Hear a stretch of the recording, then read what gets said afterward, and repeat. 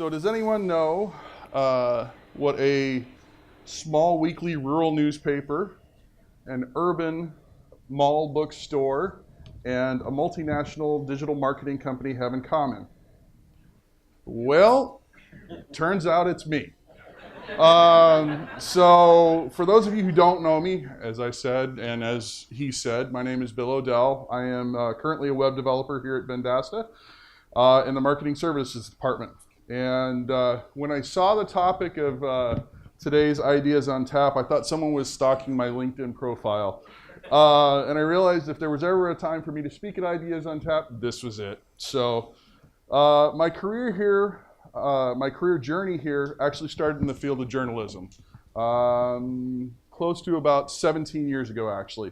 My dream was to be a writer, a novelist, in fact, but I realized that to feed myself and my family, I would probably need to do something that could pay the bills. So I graduated from the University of Georgia and promptly took a job in North Dakota as an editor of a small rural weekly newspaper. And at the time, I didn't realize I was going to be getting a crash course in marketing. You know, I thought I was going to be this great writer who took a couple of cool photos and helped a bit with design.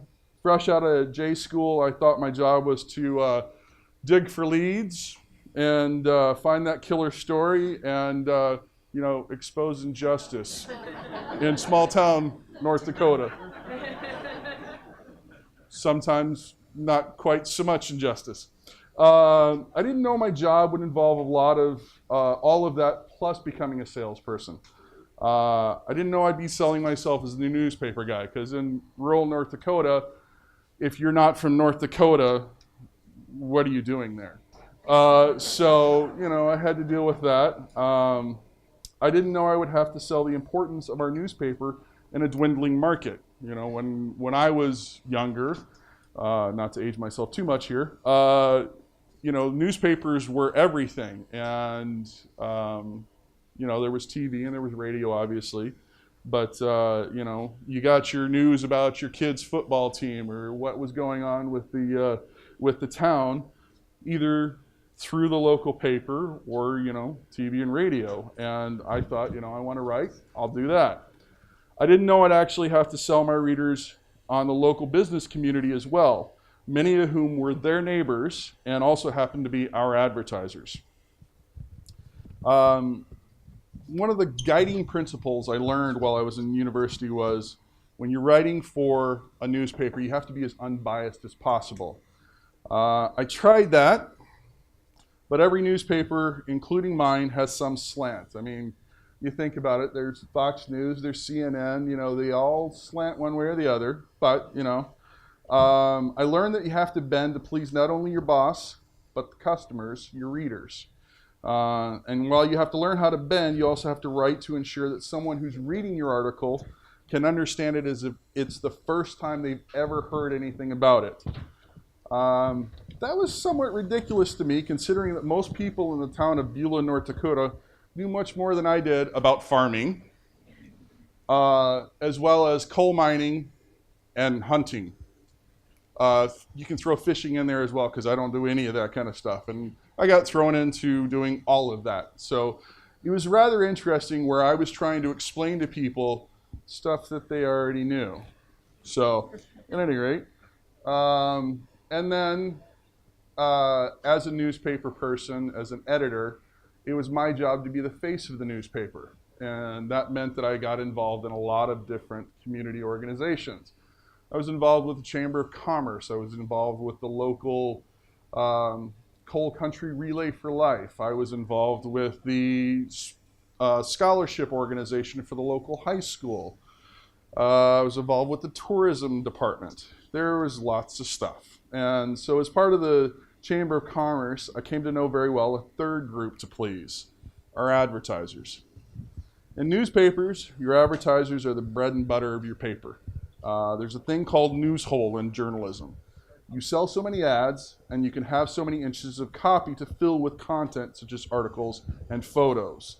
The more ads you sell, the more ads the team sells, the more room you have. So you have to do a fine act of pleasing not only your subscribers by writing articles and posting photos that they're going to be interested in, that highlight what they're interested in and highlight the community, but you also have to ensure that your advertisers were happy not only with their ads, but how they were represented in the newspaper. You can't really write something that disparaging about a local business person if they're your mainstay for advertising, which is a really hard thing to do, especially when there's some people who are a little bit persnickety about how they're represented. So, at any rate, when you're talking about the businesses then, to a certain extent, we were their marketing firm.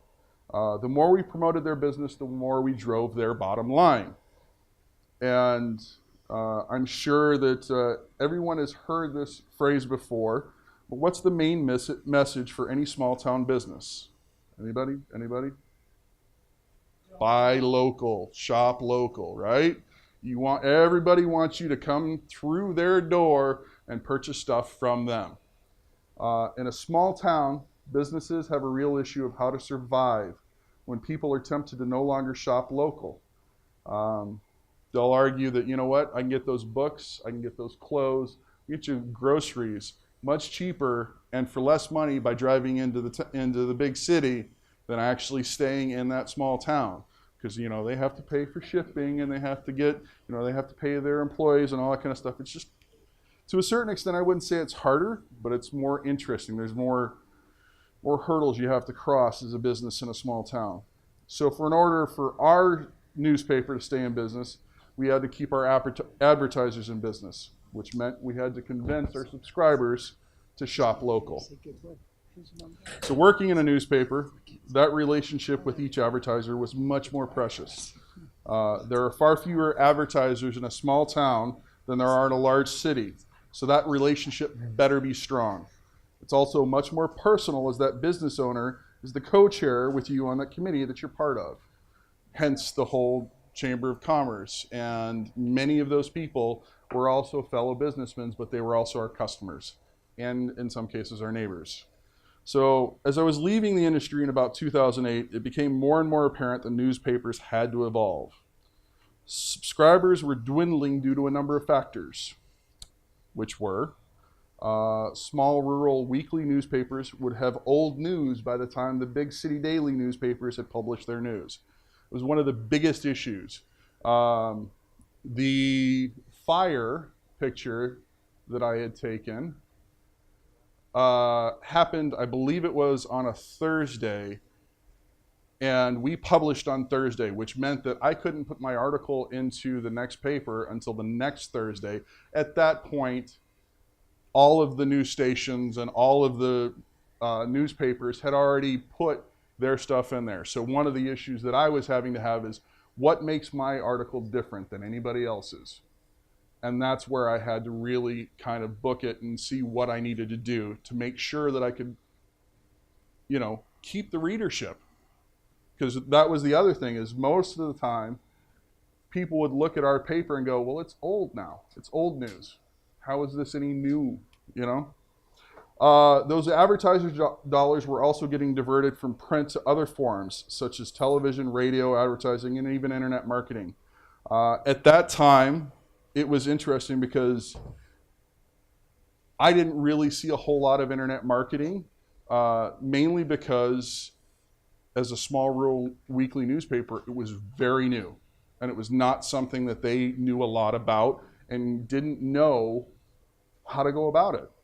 And then people were also looking for ways to get their information sooner than print. They needed their ability to post articles online. Again, at that time, my newspaper had a very, very static website.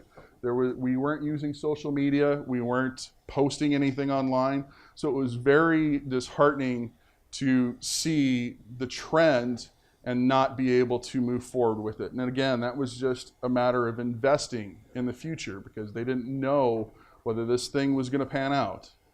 At that point, it was also 10 years after the internet had really become a thing. 97 was pretty much when the internet came about. 2008, Well, it's been around for 10 years. We should potentially have a website by now, but, that's just me.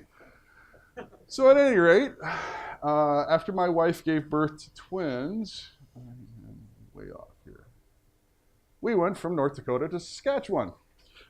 She wanted to move back home to Saskatoon, and at the time I was unable to land a job at the Star Phoenix, and I suddenly had 2 more tiny mouths to feed. So I returned to familiar ground, retail, specifically as a bookstore manager, which was rather interesting because at the time I also didn't realize how much of transformation the book industry was going through. Just like print newspapers, people were going digital in the book world. Within a year, the e-reader hit the markets, and print book sales rapidly declined, meaning that the newspaper industry, the book industry would also have to transform. But that was not the only similarity, as I realized many of those key elements of journalism blended right into sales and customer service. Too many things. So, what did they have in common? Well, we had to sell a product in a dwindling market. Check.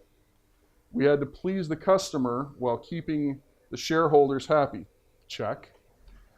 We had to be able to lean in any direction necessary to sell or market your wares. Check.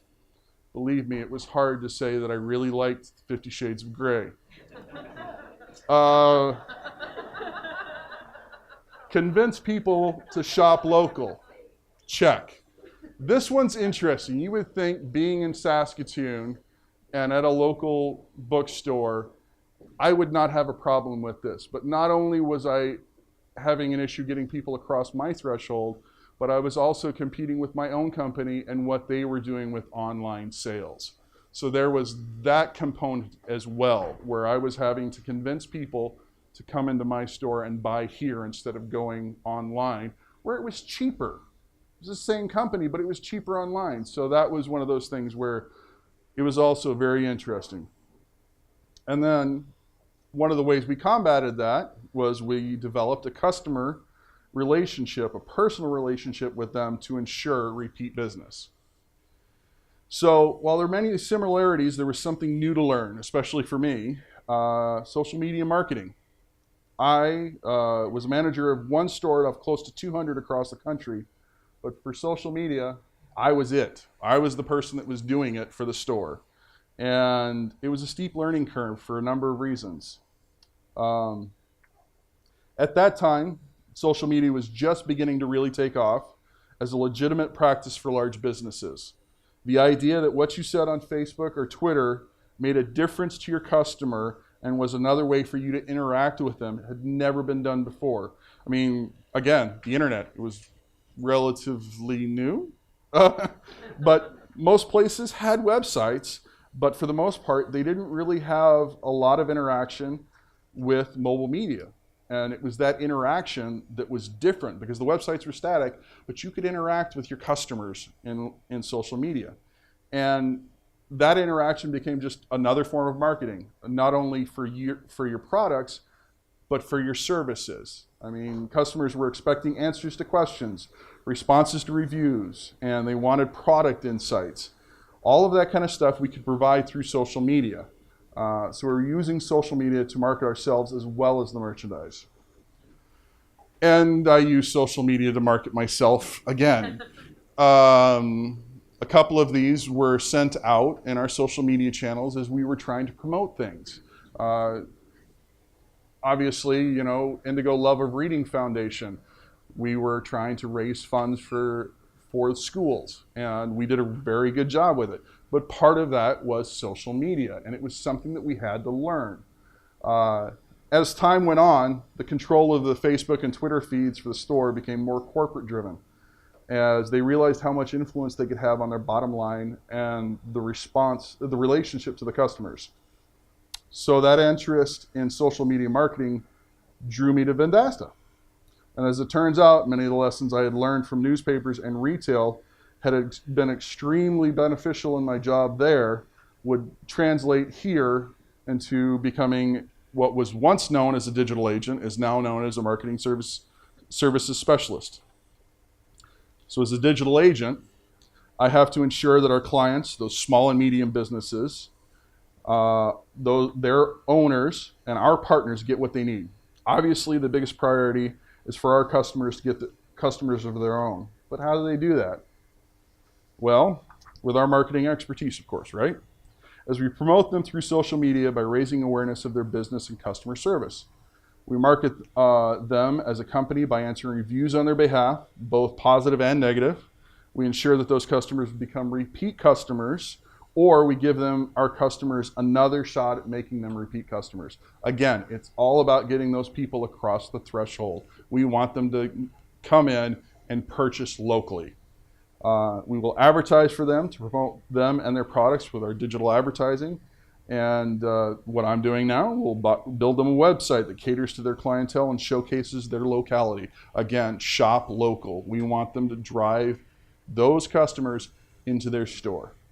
The SMBs know their businesses inside and out. They're the experts. So we have to ensure that we can succinctly explain what they are about to anyone who listens. We ensure that we meet their expectations by super serving customers, and while marketing their business, we guide the owners with our expertise. We have to be able to assure what market we're in, the message we deliver will match the SMB's tone and standard of delivery, and we will do everything in our power to ensure that they reach their bottom line through our marketing efforts, no matter what. So the biggest thing I would say is that no one can exactly know what digital marketing will look like in the next 15 years, but I can guarantee you one thing will remain the same.